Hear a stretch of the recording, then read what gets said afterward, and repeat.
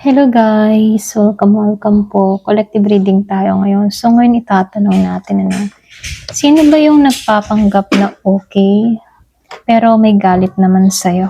Okay? Ayan, so tingnan natin. Sino ba yung nagpapanggap na okay pero merong galit sa'yo? Give me the message. Sino yung nagpapanggap na okay pero may galit naman sa'yo? Para to sa mga may lihim na inggit galit. Ayan. Ipakaramdam mo na meron nagbibigay sa'yo ng mga evil eye. Okay? So, tingnan natin kung sino to.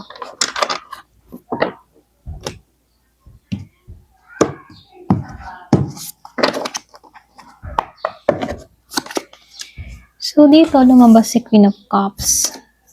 Wow. Lumabas si The Sun reverse. Then, si Ten of Wands upright. Si Page of Swords. Si Wheel of Fortune. Wow, lumabas ang The Tower. Knight of Cups. Ace of Swords. Five of Swords. Three of Pentacles. At itong si Two of Swords. So, dito, malakas ang water sign Scorpio, Cancer, and Pisces. Meron din ako nakikitang Sagittarius, Aries, and Leo. So, meron din ako nakikita dito na Gemini, Aquarius, and Libra. Okay? So, meron din ako nakikitang Virgo, Capricorn, and Taurus. Meron ako nakikita ditong hidden agenda or pwede rin meron ditong lihim yung ang tanong natin, sino yung nagpapanggap na okay pero may galit sa'yo. Pero lumalabas dito, merong ahas. Okay? Ayan, so, tuklasin na natin kung sino to. So, dito, nanguna agad dito si The Sun, then sinabay ni Queen of Cups, reverse. Kumbaga, meron ditong taong nagpapakita na okay siya sa harap mo, pero deep inside, hindi to masaya sa sitwasyon ninyo or sa sitwasyon mo, okay? Kumbaga, meron siyang inggit or pwede rin insecurity sa'yo. Okay, mapababae o lalaki. Pwedeng meron kang mga na-achieve na goal, success. Kumbaga, marami kang tagumpay na nare-receive. Pero itong tao na to, kapag nakikita ka niya, hindi siya masaya. So, ito yung klase ng tao na emotional dito sa Queen of Cups. Pero hindi naman siya, yung mga tipo na emotional siya, pero hindi niya kinokontrol ng maayos yung kanyang nararamdaman dito, okay? Pwedeng babae or may pagka-feminine energy. Selosa to. Para ba siya yung tipo na madaling ma-hurt or magtago ng sama ng loob? Okay, kung may idea ka. Meron ako nakitang water sign, pwedeng Scorpio, Cancer, or Pisces.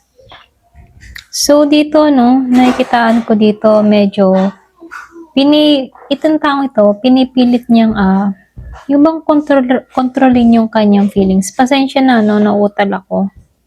Hindi kasi ito basta-basta nagpapatalo dito. So, lumalabas dito, pinipigilan niya yung galit niya. Pero nakikitaan ko dito, andun pa rin yung galit okay? Or sama ng loob. So nakikitaan ko lang dito, mabigat yung kanyang nararamdaman ngayon, okay? Dito sa Ten of Wands. Para bang naipon yung inis, galit, or sama ng loob dito sa Ten of Wands. Naipon, okay? So nakikitaan ko lang dito, meron siyang bagong simula or pwede merong bagong nangyayari sa kanya na nagpapatrigger dito or pwede rin sa'yo merong bago na nagaganap sa buhay mo. Pwedeng recent lang, Para ba meron kang na-feel na may something na ganito? Yung iba sa inyo hindi halos lahat. Para bang meron kang pinagdududahan dito na parang may something tong taong ito sa akin. Okay? Meron kang ganon, na-feel. Isang babae, okay? Ayan, hindi halos lahat ito lang nakikita ko. Para bang ito yung nagpa-trigger. Pwedeng merong nangyari sa'yo, tapos pwedeng itong tao na to, para bang nag-iba. Nag-iba ang turing sa'yo, or nag-iba yung kanyang gawi sa'yo. Mga ganun So, lumalabas dito malakas yung itong tao na 'to 'no, nag-o-observe 'to sa malayo. Posible ini-stalk ka niya rito. Puwedeng, curious siya at medyo may pagka-suspicious yung energy niya rito 'no. Like puwedeng curious siya, puwedeng ini-stalk ka niya social media. Ayan, ito lang yung nakikita ko. Malakas yung water sign ha, Scorpio, Cancer, or Pisces, babae. So, nakikitaan ko rin dito 'no, nagbago yung dynamics ninyo, ito lang yung nakikita ko. Para bang dati okay, pero ngayon merong shift. Hindi na kayo tulad ng dati. Puwedeng hindi ka na totally close sa tao na 'to or hindi ka na lumalapit sa kanya rito 'no. Para bang umilap ka or puwede ring umiwas ka muna or puwede ring mas pinoprotektahan mo na lang muna yung peace mo, okay? Yung iba sa inyo puwedeng meron kang idea kung sino 'to kaya nag-shift ka ng ano, shinip mo yung energy mo. Ito lang yung nakikita ko sa'yo 'no. Hindi ka na tulad ng dati kung paano mo yung pasensya na utal ako, turingan itong tao na 'to, okay? Hindi ka na tulad ng dati, magturing dito sa tao na 'to. So, nakikitaan ko lang dito 'no, merong akong nakikitang biglaang nangyari. Para bang shocking sa kanya tungkol sa'yo. Dito nagsimula yung tampo or galit, okay? Parang nabigla siya. Okay? So, lumalabas din dito, no? Sa kabila ng galit, meron pa rin naman siyang feelings sa'yo, okay? Dito, Knight of Cups. Yung iba sa inyo, pwedeng may malasakit pa rin or pwedeng sabihin na pwedeng close friend mo siya before, okay? Meron pa rin siyang nararamdaman sa'yo, okay? Kasi nakikitaan ko dito, hindi naman pure hate yung taong ito na yung bang hindi galit na galit pero meron pa rin siyang kagaanan ng loob, pero hindi sobrang magaan. Pwedeng sama ng loob, pwedeng may nabanggit ka dito na sumama ang loob ng taong ito, ganyan. Kasi nakikitaan ko dito, halo-halo yung emotion niya dito sa Knight of Cups. Yung iba sa inyo, no, meron akong nakikitang lalaki. Pwede may pinagmulan lalaki or something na may involved na lalaki. Ganyan. Kaya lang dito, no, hindi to nagsasabi ng totoo. Sa Ace of Swords, meron akong nakikitang air sign, Gemini, Libra, na Aquarius. Meron siyang, tinatago dito. Para bang iniisip niya. Okay? Para bang iniisip niya dito pero hindi malinaw yung communication or pwedeng magulo din yung nangyayari sa kanya rito. Okay? Kaya lang dito, no? Lumalabas dito, very siya. Yung bang tipong very competitive or may pagka-conflict yung energy ng taong ito Pwedeng yung bang feeling ng tao na to natalo siya sa'yo, okay? Meron kasing ego issue, pwedeng natapakan mo yung ego niya, ganyan. Pwedeng isa rin to sa pinagmulan, kasi meron nung nakikitang ahas dito. Pero ganun pa man, meron nung nakikitang issue sa sa pakikisama or sa teamwork. Pwedeng nagkaroon kayo ng misunderstanding or hindi kayo nagkakaintindihan, kaya meron lumayo, okay? Pero meron nung nakikitang malaking pagbabago. Ito lang nakikita ko, no? Meron nagbago na talaga, okay? Para bang nagbago na talaga yung tingin niya sa'yo. Hindi na siya katulad ng dati. Ganun kanya tingnan, Hindi ka na katulad ng dati. Parang may something na sa'yo, ganyan. Yun yung tingin niya, ha? Pero pinipilit naman niyang i-balance yung sitwasyon niya rito. Para bang gusto niya maging okay pero nahihirapan siyang i-handle yung emotion niya. Okay? So, nakikitaan ko dito, hindi siya stranger. Malamang kilala mo na to. Okay? Meron siyang emotional connection sa'yo before. Pwedeng close friend, pwedeng malapit na kapitbahay or ka-worker or pwedeng kaanak, ganun, malapit sa'yo. Hindi siya stranger, Pwedeng meron kang nasabi na nakashock sa kanya para kaya nagkaroon ng sama ng loob.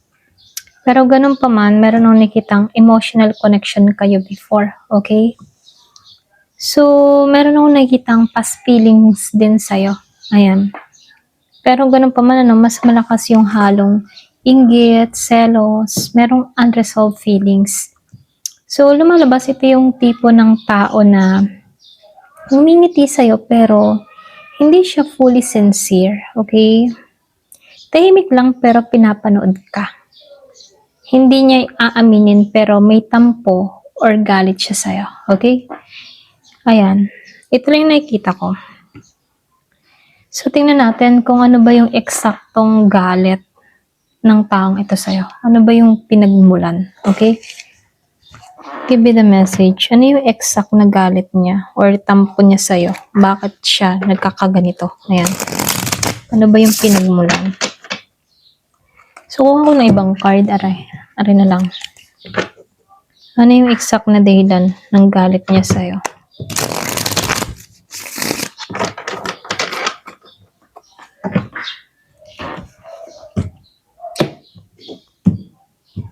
Ano yung exact na galit niya?